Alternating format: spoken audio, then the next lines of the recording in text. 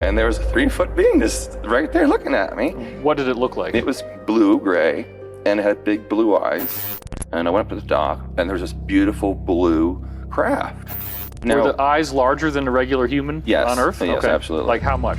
By at least 3. Could you tell us a little more about the contact in Fort Myers, Florida? Exactly what happened was I had laid down to go to sleep in my sleeping bag. And I looked up, and this, flaming disc comes just at a 45-degree angle. Just comes, right out of the sky, but moving very slow, but red hot. You could see the orange glow. And I said, oh, it was probably just a meteorite. Wow, it was like the most brilliant meteorite I've ever seen. But I also noticed that it had a very odd shape. So I just didn't think anything of it, and it actually landed closer than I thought. And one of the extraterrestrials came out and walked over, and I was next to a barbed wire fence. And I heard like someone jumping the fence, like just if I would climb the fence, and as the fence gets pushed down, it goes to the metal and the hooks. Right. And it's like, and then bump on the ground. And I'm like, okay. And I already had my gun in my hand, and I unzipped with my gun and flashlight and just stood up. And there was a 3-foot being just right there looking at me. What did it look like? It was blue-gray, and it had big blue eyes, and it had a little thing like on its head, like you see in the movies, like we can see in the cartoon characters. Like an antenna, or like a little antenna or something. When you say it had blue eyes, so we're not talking about a gray. No. It was very scrawny. No, it's embarrassing to say, but I jump up out of the sleeping bag, and I chase, I see him, going, running away, and I'm chasing him, and he goes into this thicket, and I'm not, like, chasing him to kill him, I'm chasing him, like, come back. Oh. And then I hear, all right, and I look next to the fence is right next to me, and it gets really tight, like he's over there jumping the fence again, heading back to that area. How human-like would the face appear for a regular person? Would it look like a regular person from Earth with blue skin, or was there something different about the face? Yeah, the face was fuller and more like more oval, not your lobes but holes, and it was aware, 100% aware, and very agile. Now, were the eyes larger than a regular human on Earth? Yes, okay. Absolutely. Like how much? By at least 3 times. Wow. Yeah, it was more eye, like the eye. And the top of the cranium, it was larger. All right, well, let's go back to the first one, because this could be very relevant as we get into your military history. Sure. What happened in the first event? Let's go through that step by step. Okay, I would always do a lot of sleepwalking when I was younger, and I was always outside. On this particular evening, and it was not very late, I just was told to go outside telepathically. And how old were you? I was in 2nd grade, so it was like probably around 79. And so I said, okay. So I went outside in the driveway, and we had a lake, and I went up to the dock, and there was this beautiful blue craft.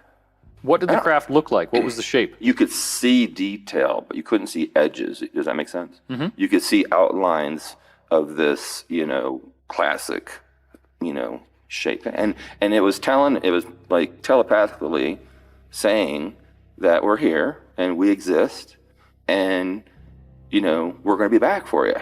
Wow. For that to happen today would not, because we would shoot you down in 2 seconds. Right. But back then, I think it was a little bit different. Do you feel like there are gaps in your memory from those events, or what do you think is happening when you go out there? No, I remember a lot, when I was younger, I had this gift. I call it a gift. I can control my dreams. I know when I'm dreaming.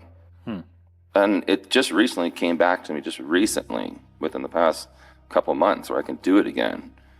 And I just lost it after I went into the military. I couldn't do it anymore. Okay. I took many tests that I just know one thing. I took a lot more tests than everyone else did going into the military. And they were not your normal ASVAB test. Okay. And it was... Give me an example of something unusual as a test. It had to do with geometric shapes. Really? Yeah.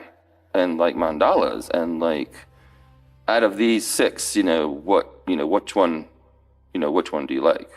Like, what do you mean, which one do I like? So These could be logos of certain ET groups that they might have been aware had already contacted you. Exactly. Right. So that's how I got pulled out of, the Air Force part. So one of them was geometric shapes. Could you give me another example of something that was bizarre as a test that you got?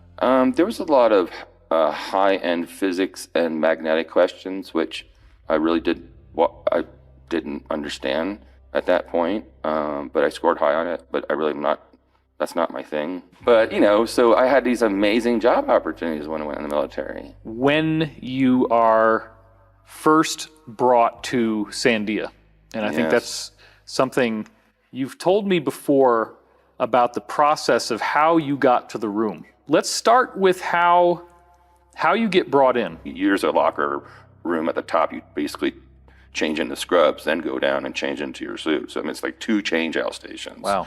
And you were a band, which was the coolest thing ever. And this band was felt like silicone. I later found out it was graphene, and it glowed. And that recorded everywhere I went on the facility. Wow. And they take it from you. And it also activated later on. They had iPads back then that make these iPads look like they thin as, the X-ray film, how flimsy that is? Yeah. Or the films we used to use on the projectors. Yeah. Okay, imagine that being an iPad. If it's so flopsy, how would you be able to type on it? It'll always be down on something. It's not a text paper. Okay, this is something just where it's always on your counter. Every room has like a hub, like you plug your iPhone into. Well, this thing, when you lay it down on the table, the whole table now knows this. Oh, wow, that's cool. So it's just like this Bluetooth type energy. Yeah, holographic too. Really? Yeah, especially when you put it on the tables. The tables become like the actual 3D part of whatever you're presenting.